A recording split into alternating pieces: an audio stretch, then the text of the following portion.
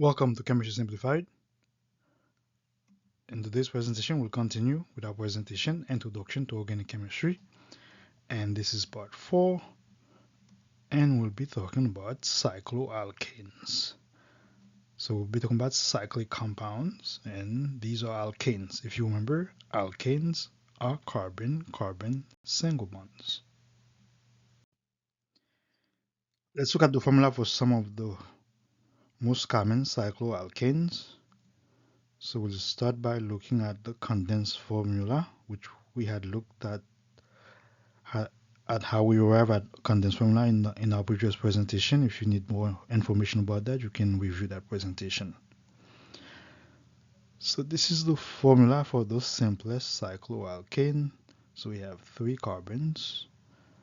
So if you look at this carbon here, remember that carbon is in group 4A in the periodic table, meaning that carbon likes to form 4 bonds in order to have a total of 8 electrons to achieve the octet rule. So this carbon already has 2 bonds, so it needs 2 more hydrogens to be added to it in order for it to have 8 electrons to fulfill the octet rule. So the same applies to the rest of the carbons. So the skeletal formula would be just like a triangle. Remember, with the skeletal formula, we don't show the hydrogens because the hydrogens are implied. We don't show the carbons either because we know at every corner there is a carbon. So if we were to number the carbons, that would be carbon number 1. If we were to go clockwise, that would be carbon number 2. And this would be carbon number 3. Since we have 3 carbons and this is an alkane, so we'd call this compound cyclopropane.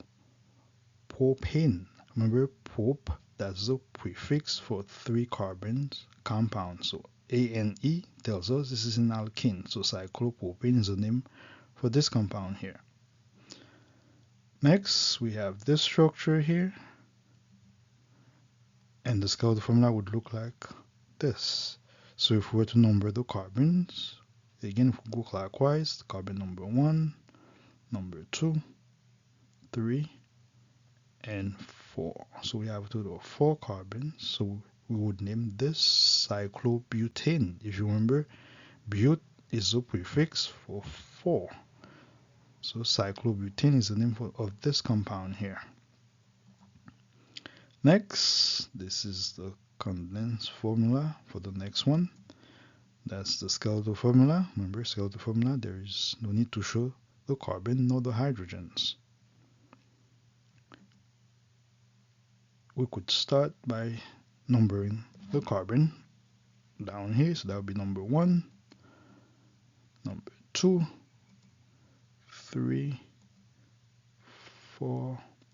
So we have a total of 5 carbons.